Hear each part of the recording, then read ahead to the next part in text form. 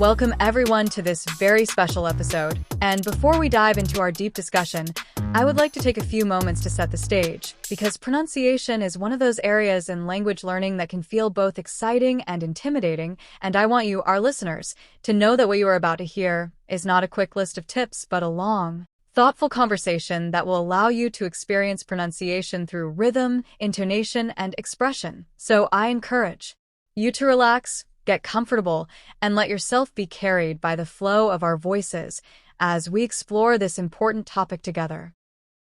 Yes, Anna, and to everyone listening, I would say that this introduction is your chance to prepare not only your ears but also your mind, because when we talk about pronunciation, we are really talking about the art of making sound into meaning, and if you can listen carefully to the way we speak, the way our voices rise and fall, and the way our sentences connect smoothly, you will already be practicing the very skill that we are going to discuss in detail later, which means that the podcast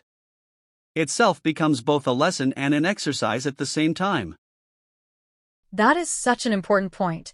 Daniel, because many learners think of pronunciation practice as something separate from listening, but the truth is that listening carefully is the very first step to improvement. And as you listen to us today, I want you to notice not only the words, but also the melody of the language, the pauses between thoughts, and the energy in the stressed syllables. Since these musical qualities are what make speech natural and understandable, and if you train your ear to catch them, your own speaking will improve much more quickly.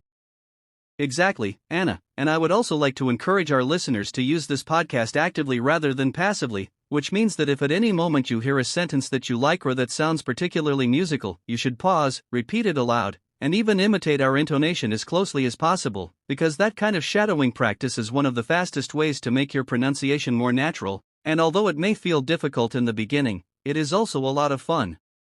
Once you get used to it, since you can really feel yourself stepping into the rhythm of the language.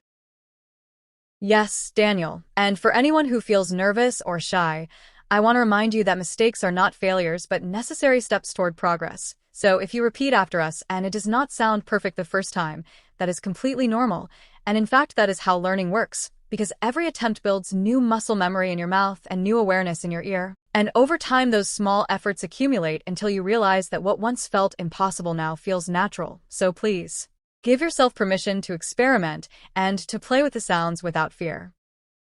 That's beautifully said, Anna, and I would add that the best way to enjoy this podcast is to treat it like a journey rather than a race, because we will be speaking in long, flowing sentences that give you time to absorb the rhythm of the language, and if you allow yourself to enjoy that rhythm, even without understanding every single word, you will already be making progress, because your brain will start to recognize patterns, and those patterns will later guide your own pronunciation when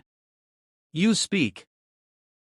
Exactly, Daniel. And one of the reasons we chose to create this conversation in such long sentences is that real speech is rarely short or mechanical, but full of flow and connection. So by listening to us today, you'll get the feeling of how ideas move naturally from one to another in English. And this experience will help you not only in pronunciation, but also in building confidence when speaking in longer turns, which is something many learners struggle with, since they're used to short answers but not to extended, expressive communication.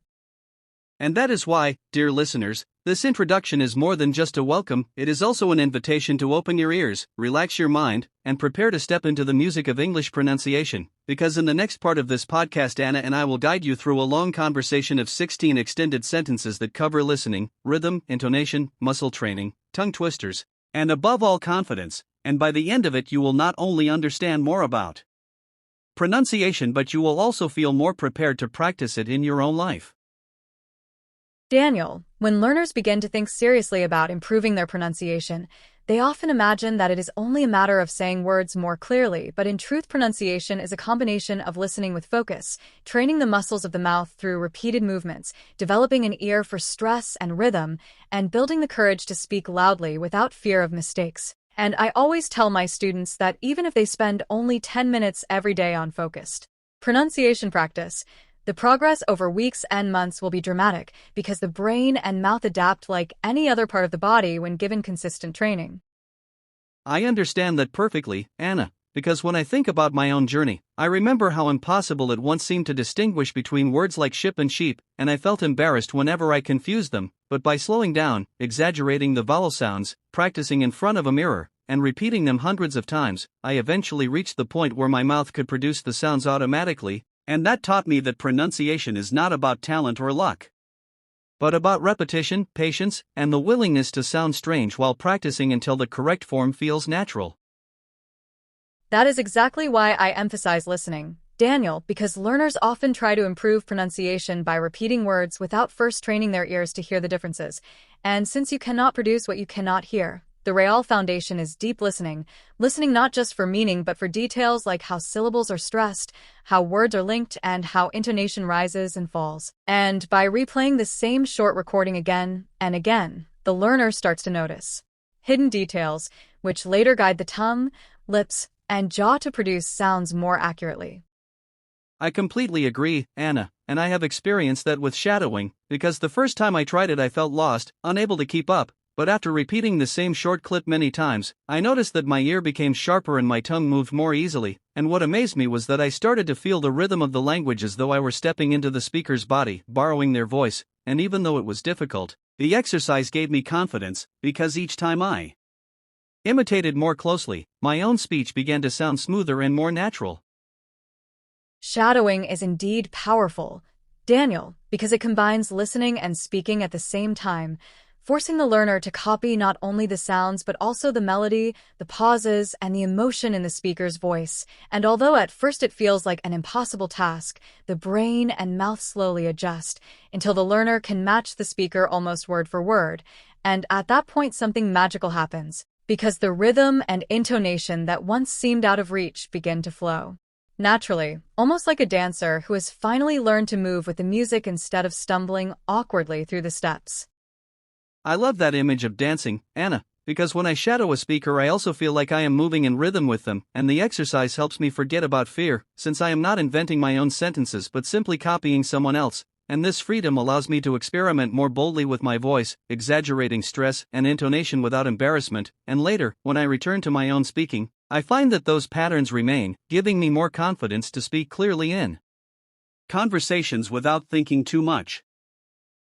Another crucial factor, Daniel, is rhythm training, because English is a stress-timed language, which means that strong beats fall on important words while less important ones are shortened or almost disappear, and if learners fail to capture this rhythm, their speech may sound robotic or hard to understand. But once they practice tapping or clapping on the stressed syllables while reading aloud, they begin to feel the beat of English, and soon their pronunciation sounds more natural and more pleasant,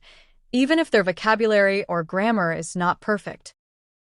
I noticed the same, Anna, because when I practiced rhythm with clapping, I suddenly understood why sentences like "I want to buy a new phone" do not sound like "I want to buy a new phone" with equal stress, but rather like "I want to buy a new phone," where the rhythm falls on want, buy, and new, and when I practiced it that way, my speech immediately sounded smoother, and people told me I was easier to understand, which gave me great motivation to continue practicing rhythm every day.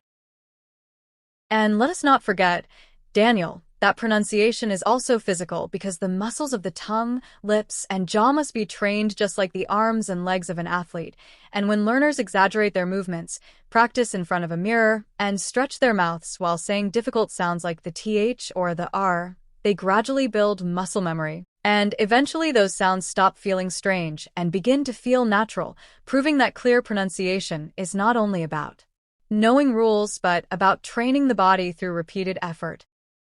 That is so true, Anna, and I remember how uncomfortable it was for me to pronounce the R sound at first, because my tongue did not know where to go, but by practicing slowly, exaggerating, and repeating words like red, river, and around hundreds of times, I finally reached the point where the movement became automatic, and now I can say it without thinking, which makes me believe that any learner, no matter their age, can improve their pronunciation if they are willing to put in the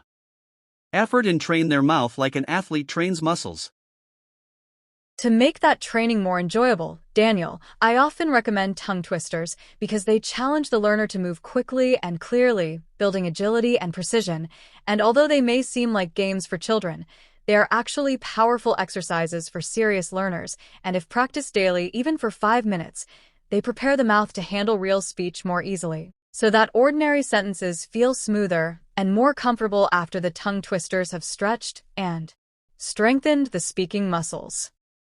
I have experienced that myself, Anna, because when I practice tongue twisters like she sells seashells by the seashore or red lorry, yellow lorry, I notice that my mouth feels more flexible, almost like warming up before playing sports, and when I return to normal speaking, the words come out more clearly, which convinces me that pronunciation practice should not be limited to textbooks but should also include fun and challenging drills that make the muscles stronger. Another often forgotten element, Daniel, is intonation, the rise and fall of the voice that gives sentences meaning and emotion, and without correct intonation, even clear words can sound flat or confusing, but when learners practice raising their voice at the end of questions, lowering it at the end of statements, and varying it to show surprise or excitement, their speech suddenly sounds alive. And this not only helps others understand them better, but also makes communication far more engaging and enjoyable. Yes, Anna, and I noticed that when I spoke with flat intonation, people often looked confused or thought I was not interested, but when I began to copy the intonation patterns I heard in movies and podcasts, suddenly my sentences carried emotion, and people reacted with more energy, smiling and responding more warmly, which showed me that pronunciation is not just about being understood but about connecting emotionally with listeners. That is exactly why I always tell learners, Daniel, that pronunciation is not about perfection but about connection, because the goal is not to erase your accent but to make your speech clear, confident, and expressive. And when learners practice listening carefully, shadowing rhythm, muscle exercises, tongue twisters, and intonation, they slowly build a natural style of speaking that reflects both clarity and personality, which allows them to share their ideas without fear and to enjoy real communication. I completely agree, Anna, and I would like to add that the real secret to success is consistency, because even if a learner practices only 10 or 15 minutes daily, the results after a few months will be extraordinary, and what once felt impossible will become automatic. So I encourage every learner not to wait for the perfect time or place but to start today, to record themselves, to repeat sentences boldly, to practice rhythm and intonation joyfully, and to remember that every mistake is a step toward mastery, because with patience and persistence anyone can achieve pronunciation that is clear, confident, and natural.